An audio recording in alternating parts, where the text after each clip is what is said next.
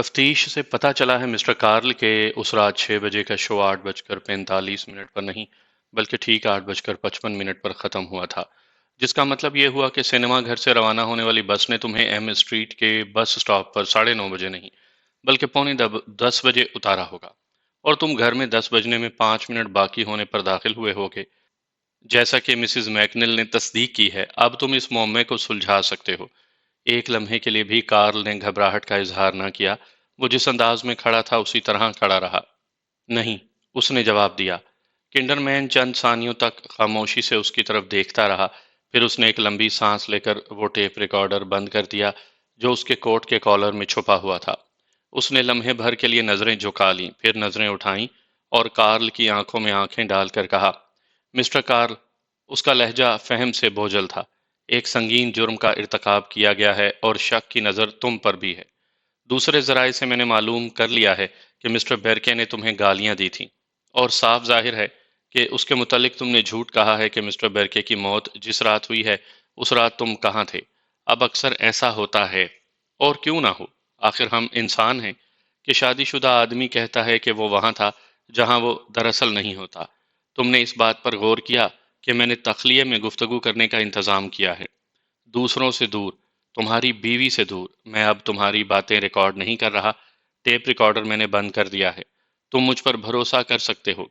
اگر اس رات تم کسی دوسری عورت کے ساتھ تھے تو مجھ سے صاف کہہ دو، میں تمہارے بیان والی ٹیپ صاف کر دوں گا، اور اس کا وعدہ کرتا ہوں کہ یہ بات راز میں رہے گی، تمہاری بیوی کو پتہ نہیں چلے گا اور تم شک کے دائرے میں سے نکل جاؤ گے۔ تو اب بتاؤ کہ اس رات جس رات مسٹر بیرکے کی موت ہوئی تھی تم کہاں تھے؟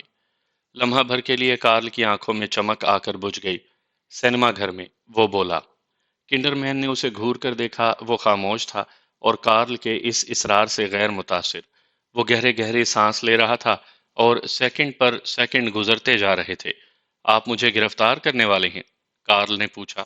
اس کی آواز کانپ رہی تھی۔ کنڈر مین نے کوئی جواب نہ دیا، وہ خاموشی سے کارل کی طرف دیکھتا رہا، پلک تک جھپکے بغیر، اور جب کارل نے دوبارہ کچھ کہنے کے لیے منہ کھولا تو جنگلے سے ٹیک لگا کر کھڑا ہوا سراغ رساں اپنی کوٹ کی جیبوں میں ہاتھ ڈال کر فوراً ہی گھوما اور اپنی کار کی طرف چل دیا۔ وہ بڑے اطمینان سے چل رہا تھا اور دائیں بائیں یوں دیکھ رہا تھا جیسے اس شہر میں سیاحت کے لیے آیا ہو۔ کارل جہاں تھا وہیں کھڑا کنڈر مین کو دیکھ رہا تھا۔ اس نے اپنی کار کا دروازہ کھولا، اندر ہاتھ ڈال کر کاغذ کا رومال گھسیٹ لیا، گرج کر ناک صاف کی، کاغذ کا رومال پھینک دیا اور ندی کے اس پار دیکھنے لگا جیسے فیصلہ کر رہا ہو کہ کھانا کہاں کھایا جائے، اور پھر پیچھے نظر کیے بغیر وہ کار میں بیٹھ گیا۔ کار اسے لے کر روانہ ہو گئی اور جب وہ سڑک کا موڑ مڑ کر نظروں سے اوجھل ہو گئی تو کارل نے اپنے اس ہاتھ کی طرف دیکھا جو اب دروازے کے لٹو پر نہیں تھا اور کانپ رہا تھا۔ کرس نے جب باہر کا دروازہ بند ہونے کی آواز سنی تو اس وقت وہ مطالعہ گاہ کے بار میں کھڑی برف کے چکور ٹکڑوں پر ووڈکا انڈیل رہی تھی۔ اس نے پیروں کی چاپ سنی، کارل اوپر جا رہا تھا۔ اس نے ووڈکا کا گلاس اٹھایا اور آہستہ آہستہ باورچی خانے کی طرف چلی۔ وہ شہادت کی انگلی سے برف ہلا رہی تھی اور اس کی آنکھوں میں خالی پن تھا۔ کوئی خوفناک بات ہوئی تھی۔ کمرے کے بند کواڑوں کے نیچے سے آتی ہوئی روشنی کی طرح اس کے ذہن کے اندھیرے میں خوف درایا تھا۔ کیا تھا اس بند دروازے کے پیچھے؟ کیا تھا؟ مت دیکھو۔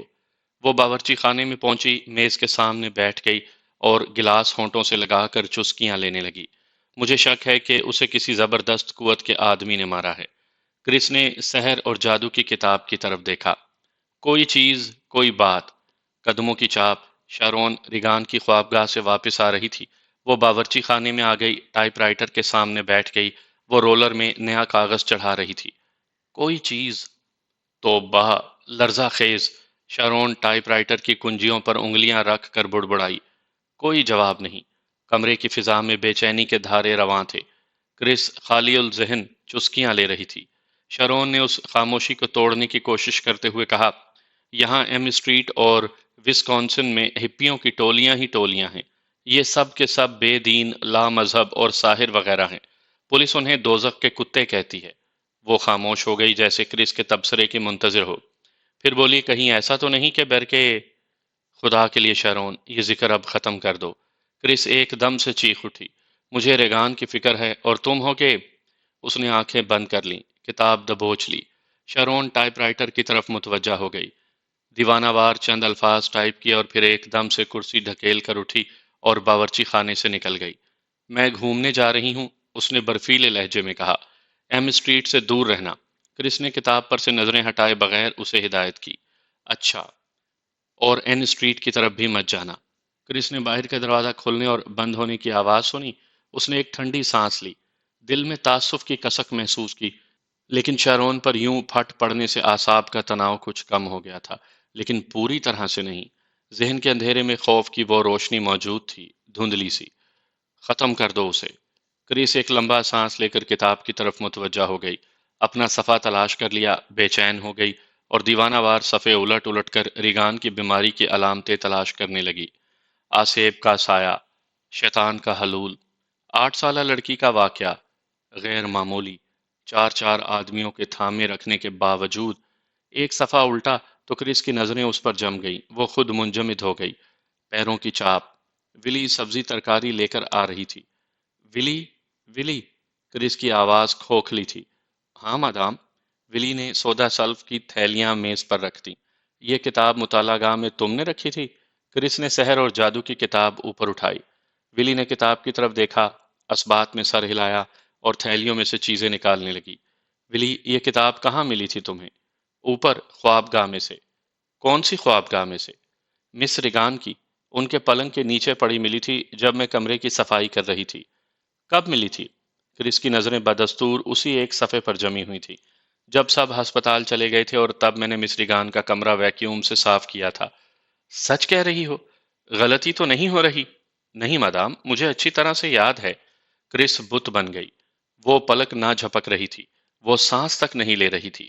ریگان کے کمرے کی کھلی ہوئی کھڑکی کا منظر اس کے تصور میں ابھر آیا تھا۔ بیرکے کی موت کی رات اس کے ذہن میں پھیلتی چلی گئی تھی۔ وہ دیکھ رہی تھی، شکاری پرندے کے سے شیطانی پنجے پھیلے ہوئے آگے بڑھے ہوئے۔ اس نے وہ منظر پہچان لیا جس سے وہ تھوڑی سی واقف تھی، اور وہ کتاب کے اس صفحے کی طرف آنکھیں پھاڑے دیکھ رہی تھی جو ایک ناقابل یقین عقدہ حل کر رہا تھا۔ اس کے ذہن میں خوف کی لکیر کو دراز کر رہا تھا، پھیلا رہا تھا۔ کتاب کے اس صفحے کے کنارے پر سے ایک دھجی بڑی مہارت سے کاٹ لی گئی تھی۔ کرس نے ایک جھٹکے سے سر اٹھایا۔ ریگان کے کمرے میں سے آوازیں آ رہی تھیں۔ گڑبڑ، ہنگامہ سا مچا ہوا تھا۔ اٹھا پٹخ، گھسیٹنے کی آوازیں، خوفناک دھم دھم کی آواز، جیسے بند مقبرے میں ہتھوڑا چلا رہا ہو کوئی۔ ریگان چیخ رہی تھی، کرب سے اور خوف سے۔ وہ التجا کر رہی تھی۔ کارل، کارل، غصے سے ریگان کی طرف چیخ رہا تھا۔ کرس باورچی خانے سے نکل کر بھاگی۔ میرے خدا، یہ کیا ہو رہا ہے؟ کرس دیوانہ وار سیڑھیاں چڑھ گئی۔ وہ اندھا دھند ریگان کے کمرے کی طرف بھاگی۔ اس نے کسی چیز کی ضرب پڑنے کی آواز سنی، شاید گھونسا مارا گیا تھا۔ کوئی لڑکھڑایا اور فرش پر گرا، چٹان کی طرح، اور کرس کی بیٹی چیخ رہی تھی، نہیں نہیں، ایسا نہ کرو۔ کارل ڈکرا رہا تھا، نہیں نہیں، یہ کارل نہیں تھا، یہ کوئی اور ڈکرا رہا تھا۔ آواز گہری تھی، بھیانک تھی، دھمکی آمیز تھی، غسیلی اور دوزخی تھی۔ کرس نے دھڑام سے دروازہ کھولا اور بت بن کر وہیں کھڑی رہ گئی۔ اس کا پورا جسم جیسے مفلوج ہو گیا۔ ہتھوڑا چلنے کی سی آوازیں کمرے کی دیواروں کو لرزا رہی تھیں۔ کارل خانوں والی میز کے قریب فرش پر پڑا تھا، بے ہوش۔ ریگان اپنے پلنگ پر چت لیٹی ہوئی تھی۔ اس کے پیر گھٹنوں میں سے مڑ کر اوپر اٹھ گئے تھے اور ٹانگیں کھول دی گئی تھیں، اور اس کا پلنگ بری طرح سے ہل رہا تھا، لرز رہا تھا، اچھل رہا تھا۔ کرس کا لباس کمر میں سے اوپر سمٹ گیا تھا۔ اس کی دائیں بائیں کھینچی ہوئی رانوں کا درمیانی حصہ برہنہ تھا، اور ریگان کے ایک سفید ہاتھ کی سفید مٹھی میں ہاتھی دانت کی سلیب تھی، جس کے نچلے لمبے حصے کا رخ اس کے اندام نہانی کی طرف تھا، اور خود ریگان خوف سے پھٹی ہوئی آنکھوں سے اس سلیب کی طرف دیکھ رہی تھی، اور اس کے رخسار پر خون بہہ رہا تھا، اور یہ خون اس کی ناک سے بہہ رہا تھا کیونکہ اس کے نتھرے میں سے خوراک پہنچانے کی نلکی گھسیٹ لی گئی تھی۔ نہیں نہیں، ریگان چیخ رہی تھی، لیکن اس کی شنوائی نہ ہو رہی تھی۔ کوئی نظر نہ آنے والی قوت ریگان کے اس ہاتھ کو جس میں سلیب تھی اس کے اندام نہانی کی طرف دھکیل رہی تھی، اور ریگان اسے واپس لانے کے لیے زور لگا رہی تھی۔ تم ایسا ہی کرو گی رنڈی، جیسا میں کہوں گا، سنا تم نے؟ یہ ڈکرانے کی سی آواز خود ریگان کے منہ سے نکلی تھی۔ یہ الفاظ خود اس کی زبان نے ادا کیے تھے، لیکن یہ اس کی آواز نہیں تھی، یہ کسی اور کی آواز تھی، بھیانک، پھٹی ہوئی، لرزہ خیز، زہریلی۔ اور پھر ایک دم سے ریگان کے چہرے کے نقوش تبدیل ہو گئے۔ اس کا چہرہ خوفناک بن گیا، آسیب کا سا، بھوت کا سا۔ کرس اس چہرے کو پہچانتی تھی۔ یہ وہی چہرہ تھا، وہی شیطان تھا جو اس وقت ظاہر ہوا تھا جب دماغ کے ڈاکٹر نے اس پر نوم توجہ کا عمل کیا تھا۔ اب ریگان کے منہ سے دو آوازیں نکل رہی تھی، ایک کسی اور کی اور ایک خود ریگان کی، ایک حکم اور دھمکی دیتی ہوئی، دوسری التجا کرتی ہوئی۔ کرس دم بخود کھڑی دیکھتی رہی۔ نہیں، ریگان کی آواز، تم ایسا ہی کرو گی۔ دوسری بھیانک آواز، رحم کرو، تم ایسا ہی کرو گی جیسا میں کہتا ہوں کتیا، ورنہ میں تمہیں مار ڈالوں گا۔ رحم، ہاں، مسیح تم سے زنا کرے گا، کرنے دو اسے زنا، کرنے دو۔ ریگان کی آنکھیں ناقابل یقین حد تک پھٹ گئیں، اس کا چہرہ بہت زیادہ بھیانک ہو گیا، منہ انتہائی حد تک کھل گیا، اس سے بھیانک چیخیں نکلنے لگیں، کمرہ ایک دم سے ٹھنڈا ہو گیا، انتہائی حد تک برفیلا، اور کمرے کی فضا متلی آمیز بو سے پر ہو گئی۔ دفعتاً ریگان کی چیخیں غراہٹ میں تبدیل ہو گئیں، اور پھر وہ ہنسنے لگی، چلاتی اور بھونکتی ہوئی عجیب سی ہنسی، نفرت، حقارت اور شیطانی فتح کی ہنسی۔ اس کا سلیب والا ہاتھ بجلی کی سی تیزی سے نیچے کی طرف چلا، اور ہاتھی دانت کی سلیب کا نچلا لمبا سرا ریگان کے اندام نہانی میں پورے کا پورا داخل ہو گیا۔ اب وہ اس کو اندر باہر کر رہی تھی۔ اب تم میری ہو، اب تم میری ہو، غلیظ کتیا، اب تم میری ہو۔ مسیح کو زنا کرنے دو، زنا کرنے دو، ریگان کے منہ سے نکلتی ہوئی دوسری بھیانک دوزخی آواز کہہ رہی تھی۔ کرس کے پیر زمین میں گڑ گئے تھے، وہ دونوں ہاتھ اپنے گالوں پر رکھے اور خوف سے آنکھیں پھاڑے کھڑی تھی۔ ایک بار پھر ریگان کے منہ سے بھیانک آسیبی کہکہا نکلا، کمرے میں گونج گیا، فضا اس کہکہے سے بھر گئی، اور ریگان اندام نہانی سے خون کے فوارے نکلے، بستر کی چادر سرخ ہو گئی۔ کرس کے حلق سے ایک فلک شگاف چیخ نکلی، اور وہ پلنگ کی طرف لپکی، اس نے سلیب پکڑ لی۔ ریگان نے حقیقت میں شعلے اگلتی ہوئی آنکھوں سے کرس کی طرف دیکھا، غصے سے اس کا چہرہ بگڑ کر اور بھی بھیانک ہو گیا۔ اس نے اپنا دوسرا ہاتھ بڑھا کر کرس کے بال پکڑ لیے، اور اس کا سر بڑی طاقت سے نیچے کی طرف جھکا دیا، یہاں تک کہ کرس کا منہ ریگان کے اندام نہانی سے لگ گیا۔ اس کا چہرہ ناپاک خون میں لتھڑ گیا۔ آہا، ننھی سورنی کی ماں، ریگان کی بھیانک آواز نے لذت سے کہا، چاٹو، چاٹو۔ اور پھر اس ہاتھ نے، جو کرس کے بال پکڑے ہوئے تھا، اس کا سر ایک جھٹکے کے ساتھ اوپر اٹھایا، اور دوسرے ہاتھ نے اس کے سینے پر ایک ایسا گھونسا رسید کیا کہ کرس تقریباً اڑتی ہوئی پیچھے کی دیوار سے جا ٹکرائی، اور اتنے زور سے کہ اس کا بھیجا ہل گیا۔ ریگان کے منہ سے نفرت کا دوزخی کہکہا پھوٹ پڑا۔ کرس فرش پر انتہائی خوف سے سن پڑی تھی، اور اس کی آنکھوں کے سامنے لال پیلے دھبے ناچ رہے تھے، اور کمرے میں عجیب عجیب غیر ارضی آوازیں دوڑ رہی تھیں، ادھر سے ادھر، ادھر سے ادھر۔ ان آوازوں سے اس کے کان پھٹے جا رہے تھے۔ اس نے اٹھنے کی کوشش کی، لیکن مارے نکاہت کے اٹھ نہ سکی۔ اس نے سر اٹھا کر دھندلی دھندلی نظر سے ریگان کی طرف دیکھا۔ ریگان اس کی طرف پشت کیے سلیب آہستہ آہستہ اندر داخل کر رہی اور نکال رہی تھی۔ آہا، اب تو میری ہے، شاباش، شاباش میری ننھی منی سورنی، شاباش، اب تو میری ہے، میری۔ الفاظ قطع ہو گئے، کیونکہ کرس نے آہستہ آہستہ بڑی تکلیف سے پلنگ کی طرف رینگنا شروع کر دیا تھا۔ اس کا چہرہ خون میں لتھڑا ہوا تھا، نظر اب بھی دھندلائی ہوئی تھی، اور اس کا ایک ایک عضو درد کر رہا تھا۔ وہ بے ہوش پڑے ہوئے کارل کے قریب سے رینگتی ہوئی گزر گئی، اور تب وہ ٹھٹکی، انتہائی خوف سے بے اختیار پیچھے کھسک گئی۔ اس نے اپنی دھندلائی ہوئی نظر سے دیکھا، بے شک و شبہ دیکھا، کہ اس کی بیٹی کا سر اس کے بے حرکت دھڑ پر آہستہ آہستہ گھوم رہا تھا، پیچھے کی طرف گھوم رہا تھا، جیسے محور پر گھوم رہا ہو، چول پر گھوم رہا ہو، لیکن وہ گھوم رہا تھا، بے شک و شبہ گھوم رہا تھا۔ خوفناکی سے لرزہ خیز، ناقابل یقین منظر تھا۔ ریگان کا سر گھومتا رہا، آہستہ آہستہ، یہاں تک کہ اس کا چہرہ باقاعدہ اس کی پشت کی طرف ہو گیا۔ کرس چیخنے لگی، چیختی رہی، یہاں تک کہ بے ہوش ہو گئی۔ سامعین کرام، آپ سن رہی ہیں ایک خوفناک اردو کہانی جس کا نام ہے آسیب۔ یہ اس سلسلے کی قسط نمبر 13 ہے۔ مجھے امید ہے آپ کو میری یہ کاوش پسند آ رہی ہوگی۔ آپ نے اگر ابھی تک میرا چینل مائی وائس سبسکرائب نہیں کیا تو ابھی میرے چینل کو سبسکرائب کر کے بیل نوٹیفیکیشن آن کر لیجئے، تاکہ آنے والی ہر نئی کہانی کی اطلاع بر وقت آپ تک پہنچ سکے۔ ان لوگوں نے کہا، تم ہمارے دیکھنے کے لیے کون سی نشانی لائے ہو کہ ہم یقین کر سکیں؟ یوحنا۔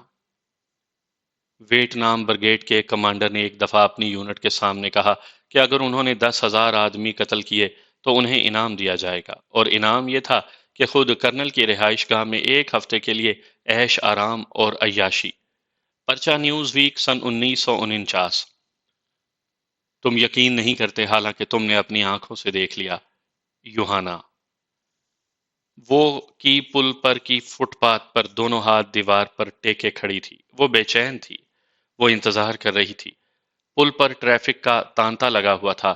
ڈرائیور اپنی عادت کے مطابق بے وجہ ہی ہارن پر ہارن بجا رہے تھے۔ کرس میری جو کے پاس گئی تھی اور اس سے جھوٹ بولی تھی۔ ریگان کی طبیعت بہت اچھی ہے۔ میں دوسری پارٹی دینے کے متعلق سوچ رہی ہوں۔ ہاں، اس جزوٹ پادری کا نام کیا ہے جو ماہر نفسیات ہے؟ اسے مدعو کرنے کے متعلق سوچ رہی ہوں۔ پل کے نیچے سے ہنسی کی آواز آئی۔ ایک نوجوان جوڑا کرائے کی کشتی میں سیر کر رہا تھا۔ کرس نے بے چینی سے ہاتھ ہلا کر سگریٹ کی راکھ جھاڑی اور سامنے دیکھا۔ کوئی تیز تیز قدم اٹھاتا اس کی طرف آ رہا تھا۔ اس نے خاکستری رنگ کی پتلون اور کھلے گلے کا جامنی رنگ کا سویٹر پہن رکھا تھا۔ یہ پادری نہیں ہو سکتا۔ وہ پھر نیچے دریا کی طرف دیکھنے لگی۔ قدموں کی چاپ قریب آ گئی۔ سویٹر والا قریب آ رہا تھا۔ اس کے قریب پہنچ کر سویٹر والے نے اپنی رفتار دھیمی کر دی تھی۔ اس نے کنکھیوں سے دیکھا کہ آنے والے نے اس کے قریب آ کر اپنا ایک ہاتھ پل کی دیوار پر رکھ دیا۔ کرس دوسری طرف دیکھنے لگی۔ آگے بڑھ جاؤ گنڈے، کرس نے اس آدمی سے غرا کر کہا، ورنہ میں قسم کھا کر کہتی ہوں کہ چیخ کر پولیس کو بلا لوں گی۔ مس میکنیل، میں فادر کاراس ہوں۔ وہ چونکی۔ وہ کاراس کی طرف گھوم گئی۔ ہاں، وہی تھا۔ باکسر کے سے چہرے والا کرس کا چہرہ سرخ ہو گیا۔ او میرے خدا، مجھے معاف۔ وہ اپنی دھوپ کی اینک کو گھبراہٹ میں آنکھوں پر سے اٹھا کر ماتھے پر ٹکا رہی تھی۔ کاراس کی کالی اداس آنکھیں برمے کی طرح اس کی روح میں اتری جا رہی تھی۔ غلطی میری ہے۔ مجھے آپ کو مطلع کر دینا چاہیے تھا کہ میں یونیفارم میں نہیں ہوں گا۔ مجھے افسوس ہے۔ اس کی آواز تسلی بخش تھی۔ وہ کرس کو لوری سمان معلوم ہوئی۔ وہ اس کا بوجھ دور کر رہی تھی۔ کاراس نے اپنے دونوں ہاتھوں کی انگلیاں آپس میں پھنسا کر جوڑ لیے تھے۔ اس کے ہاتھ بڑے بڑے تھے اور انگلیاں مصور کی سی تھیں۔ کرس کی نگاہیں بے اختیار ان پر جم گئیں۔ میرا تو خیال تھا کہ یہ رازدارانہ ملاقات ہوگی، کاراس نے کہا۔ آپ اسے راز رکھنے کے معاملے میں بڑی پریشان تھی۔ غالباً مجھے پریشانی تھی کہ اپنے آپ کو نری احمق ثابت نہ کر دوں، اس نے کہا اور اپنے پرس میں ٹٹولنے لگی۔ میرا خیال تھا کہ آپ صرف انسان ہوں، اس نے مسکرا کر بات کاٹ دی۔ یہ تو میں نے اسی دن سمجھ لیا تھا جب میں نے پہلی دفعہ آپ کو کیمپس میں دیکھا تھا، کرس نے کہا۔ اب وہ اپنے لباس کی جیبیں ٹٹول رہی تھی۔ اسی لیے میں نے آپ کو بلایا ہے۔ آپ انسان معلوم ہوئے تھے مجھے۔ اس نے نظریں اٹھائیں۔ کاراس اس کے ہاتھوں کی طرف دیکھ رہا تھا۔ سگریٹ ہوگی آپ کے پاس فادر؟ کاراس نے اپنی قمیض کی جیب میں ہاتھ ڈال دیا۔ بلا فلٹر کے چلے گی؟ اس نے پوچھا۔ کچھ بھی چلے گی، بلکہ رسی بھی چلے گی اگر اس میں سے دھواں نکلے۔ اس نے پیکٹ میں سے کیمل سگریٹ نکال کر پیش کی۔ اپنے وظیفے میں سے کبھی کبھار خرید لیتا ہوں، وہ بولا۔ ہاں، آپ کو تو وہ افلاس کا حلف اٹھانا پڑتا ہے۔ کرس سگریٹ لے کر مسکرائی۔ مفلسی کے حلف کے بھی بڑے فوائد ہیں، اس نے دیا سلائی کی ڈبیاں نکالتے ہوئے کہا۔ مثلاً مفلسی میں رسی بھی لذیذ معلوم ہوتی ہے، وہ مسکرایا۔ وہ کرس کے ہاتھ کی طرف جو سگریٹ پکڑے ہوئے تھا دیکھ رہا تھا۔ اس کا ہاتھ کانپ رہا تھا۔ اس نے دیکھا کہ سگریٹ اس کی انگلیوں کے درمیان کانپ رہی بلکہ اچھل رہی تھی۔ کاراس نے کچھ کہے بغیر کرس کی انگلیوں سے سگریٹ گھسیٹ کر اپنے ہونٹوں میں رکھ لی۔ دیا سلائی جلائی، اپنے ہاتھوں کے فانوس میں اسے سلگنے دیا۔ سگریٹ سلگائی، دو چار کش لیے اور سگریٹ کرس کو دے دی۔ ٹریفک کی آمد و رفت سے ہوا کے جھونکے آتے ہیں، چنانچہ یہاں سگریٹ جلانا بھی ایک فن ہے، وہ بولا۔ شکریہ فادر۔ کرس اس کی طرف دیکھ رہی تھی، تعریفی نظروں سے، احسان مند نگاہوں سے، پر امید نظروں سے۔ کاراس نے اپنے لیے بھی سگریٹ سلگائی۔ اس دفعہ وہ ہاتھوں کا فانوس بنانا بھول گیا۔ اس نے سگریٹ کے دو چار کش لیے اور اب وہ دونوں دیوار پر کوہنیاں ٹکا کر اور دریا کی طرف رخ کر کے اور قدرے آگے کی طرف جھک کر کھڑے ہو گئے۔ آپ کہاں کے ہیں فادر؟ میرا مطلب ہے آبائی وطن۔ New York. میں بھی وہیں کی ہوں۔ آپ واپس وہاں جائیں گے تو صحیح ہے نا؟ کاراس کے حلق میں گولا سا پھنس گیا۔ بڑی کوشش سے اس نے یہ گولا واپس نیچے دھکیل دیا۔ نہیں۔ کاراس کے ہونٹوں پر جبری مسکراہٹ تھی۔ لیکن یہ فیصلے ہمیں نہیں کرنے ہوتے۔ میں بھی نری احمق ہوں۔ آپ تو پادری ہیں اور آپ کو وہیں جانا ہوتا ہے جہاں وہ لوگ بھیجتے ہیں۔ بالکل۔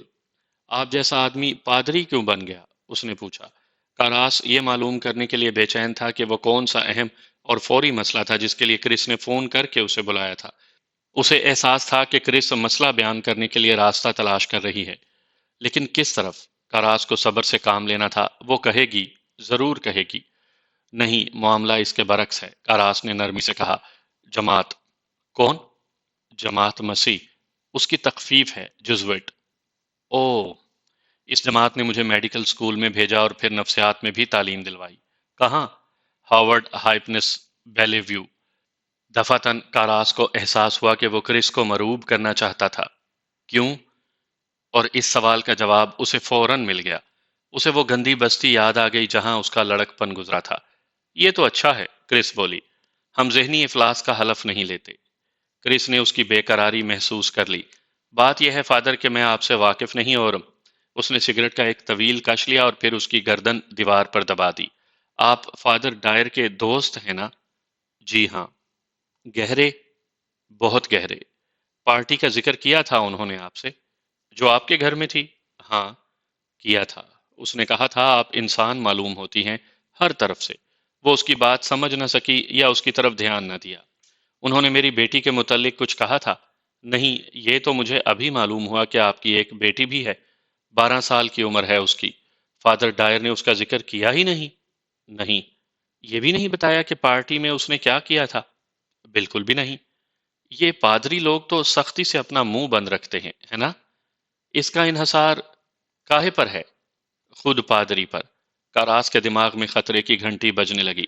وہ ایسے واقعات سے واقف تھا جن میں بے حد خوبصورت عورتوں نے ایک یا دوسرے بہانے سے پادریوں کو بلا کر انہیں لبھایا اور اپنی شجر ممنوعہ کا پھل کھلا دیا ہے۔ مثلا اعتراف گناہ۔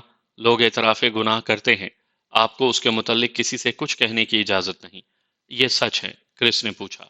ہاں، سچ ہے۔ اور اعتراف گناہ سے باہر؟ کرس نے پوچھا۔